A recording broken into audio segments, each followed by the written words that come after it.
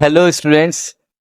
तो ये question differential equations का है जो कि सीयूईटी रिलेटेड क्वेश्चन है। और यहाँ पे इस पर्टिकुलर क्वेश्चन में आपसे थोड़ा सा ज्योमेट्री वाला भी पार्ट पूछा गया है, बिकॉज ऑफ यहाँ पे एक सर्कल की बात यहाँ पे इन्होंने यूज की गई है। ठीक है, तो अभी देखते हैं कि इस क्वेश्चन को सबसे पहले हम सॉल्व करते हैं, सॉल्यूशन निकालते हैं और फिर उसमें सर्कल का कैसे यूज करना है उस बात को हमें क्लियर करना है। राइट, तो यहां दिया हुआ है dy अपॉन डी एक्स। हमारे पास जो इक्वेशन नजर आ रही है उसको हम लिख लेते हैं, दैट इज dy अपॉन में dx is equals to a x plus का ये g अपॉन में ये बी वाई प्लस का ये।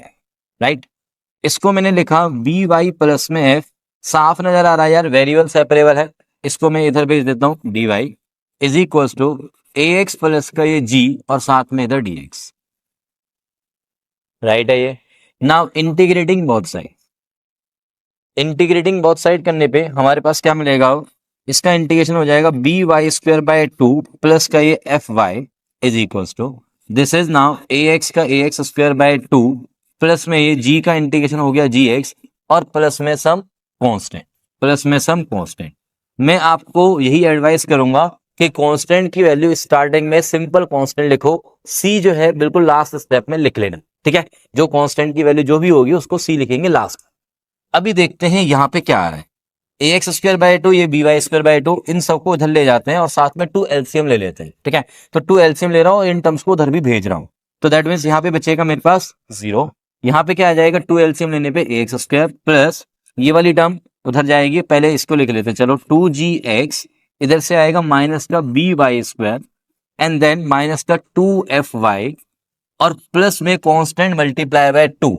कांस्टेंट मल्टीप्लाई बाय 2 को मैं 2 इंटू कांस्टेंट को मैं सी लिख रहा हूं, 2 इंटू कांस्टेंट को फाइनली मैंने क्या लिख दिया है, सी लिख दिया। अब ये जो इक्वेशन है वो बोलता है कि the solution of the differential equation, जो कि ये सॉल्यूशन आ चुका है, वो क्या रिप्रेजेंट कर रहा है, सर्कल को रिप्रेजेंट करता है। अब तुम्हें याद दिला दूं मैं जरा कि यार सर्कल की जो इक्वेशन होती है वो कैसी दिखती है। सर्कल की इक्वेशन कुछ ऐसी दिखती है यार कि एक्स स्क्वायर प्लस का y square plus 2gx plus 2fy plus में ये c इक्वल्स टू 0। सर्कल की कोई भी जनरल इक्वेशन ऐसी दिखती है। अब आप बोलोगे कि सर यहाँ पे एक्स स्क्वायर और वाई स्क्वायर के कोएफिशिएंट तो 1 1 है। नहीं, जरूरी है कि 1 1 हो। इसको हम ये बोल सकते हैं कि यहाँ पे एक्स स्क्वायर और वाई स्क्वायर के जो कोएफिशिएंट होते हैं वो दोनों इक्वल होते हैं। क्या होते हैं, वो दोनों इक्वल होते हैं। मान लो कि यहाँ पे भी ए होता और यहाँ पे भी ए होता, तो मैं पूरी इक्वेशन में से ए कॉमन लेके उसके 1 1 बना लेता। इट मीन्स जब भी हमारे पास सर्कल की इक्वेशन होती है तो एक्स स्क्वायर और वाई स्क्वायर के जो कोएफिशिएंट होते हैं वो इक्वल होते हैं। साथ में यहाँ पे एक्स वाला जो कोएफिशिएंट है वो कोई भी वैल्यू हो सकता है, कोई भी नंबर। सिमिलरली वाई का कोएफिशिएंट भी और सिमिलरली कांस्टेंट टर्म, ये कोई भी नंबर्स हो सकते हैं। अब ये इक्वेशन क्योंकि सर्कल की इक्वेशन है तो ए एक्स स्क्वायर और ए वाई स्क्वायर होना चाहिए ना, सेम होने चाहिए वाई स्क्वायर और एक्स स्क्वायर के कोएफिशिएंट। यहाँ पे x का जो कोफिशिएंट है, y का कोफिशिएंट है, वो कुछ भी चलेंगे, कांस्टेंट टर्म कोई भी चलेगी। तो मेनली हमें क्या मिला कि सर एक्स स्क्वायर का जो कोफिशिएंट है और जो y स्क्वायर का कोफिशिएंट है वो दोनों क्या होने चाहिए, इक्वल होने चाहिए। That means a equals to minus b होना चाहिए। तो क्या हमें ऐसा ही ऑप्शन दिया हुआ है? यस सर, दिया हुआ है बी। तो we are done with this nice problem. अब आते हैं एक और प्रॉब्लम पे, कुछ इसी तरह से ज्योमेट्री से रिलेटेड है वो वाली प्रॉब्लम भी। तो यहां पे क्या है वो प्रॉब्लम देखते हैं। The equation of the curve whose slope is given by, देखो कर्व का स्लोप गिवन है, इसका मतलब हमें dy अपॉन dx की वैल्यू गिवन है, कर्व का स्लोप इज दिस। हमें कर्व की इक्वेशन की बात करनी है। एक बात समझा दूं मैं तुम्हें, जो भी हम डिफरेंशियल इक्वेशन सॉल्व करके निकाल रहे होते हैं आंसर, वो आंसर क्या होता है, एक्स और वाई की टर्म्स में एक इक्वेशन होती है और वो इक्वेशन हमेशा क्या रिप्रेजेंट करती है, एक फैमिली ऑफ कर्व्स। किसको रिप्रेजेंट करती है, एक फैमिली ऑफ कर्व्स को। अगर मैं पीछे वाले क्वेश्चन पे आता हूं 1 मिनट के लिए, तो पीछे वाले क्वेश्चन में भी इसका जो सॉल्यूशन आया था वो क्या है, एक फैमिली ऑफ सर्कल को रिप्रेजेंट कर रहा है with the condition a equals to minus b, क्योंकि उसने बोला कि रिप्रेजेंट्स अ सर्कल, मतलब ये सर्कल रिप्रेजेंट कर रहा है कब, with the condition a equals to minus b. Similarly here यहाँ पे इक्वेशन ऑफ कर्व जिसका स्लोप गिवन है, तो कर्व की इक्वेशन पूछ रहा है जिसका स्लोप गिवन है, और वो जो कर्व है वो किस पॉइंट से पास कर रहा है, 1, 1 से।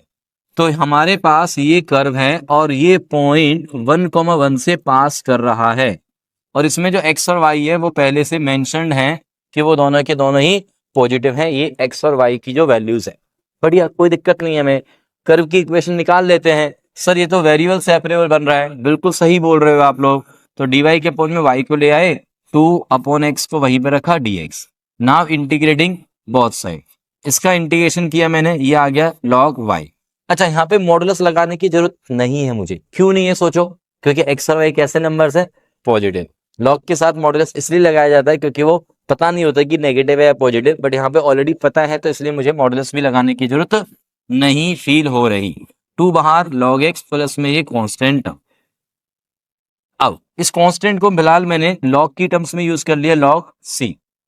ऐसा इसलिए किया जिससे कि ये तो प्रॉपर्टी से पावर में चला गया, तो ये बन गया log of x square plus में log c, और so that log of m plus में log ऑफ n की प्रॉपर्टी से ये बन गया log of x square into में c।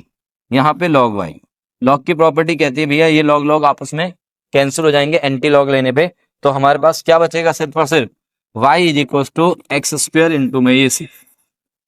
ये इस कर्व की इक्वेशन आ गई, ये इस कर्व की इक्वेशन आ गई।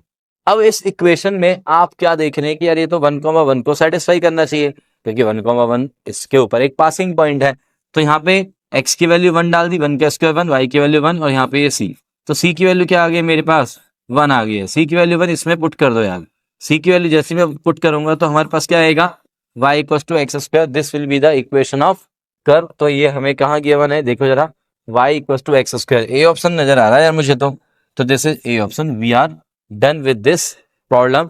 इसमें कहीं ना कहीं हल्का फुल्का एक ज्योमेट्री वाला टच है, तो डिफरेंशियल इक्वेशन में ज्योमेट्री का टच इस वजह से आ रहा है भाई, जो भी हम एक्स और वाई की फॉर्म में इक्वेशन निकाल रहे हैं वो ज्योमेट्री के लिए क्या रिप्रेजेंट करता है, फैमिली ऑफ कर्व्स। ठीक है, सो इसी के साथ भाई CUT में अच्छी प्रॉब्लम्स को और सॉल्व करेंगे हम लोग, और मेंबरशिप वाले जो स्टूडेंट्स हैं वो इस तरह की प्रॉब्लम्स पूछ रहे हैं मेरे से, उनके लिए मैं वीडियो बना रहा हूं, तो आप लोगों के लिए भी वीडियो बन सकती हैं आपके डाउट्स को सॉल्व करने के लिए। तो be in touch, be a member of maths आसान।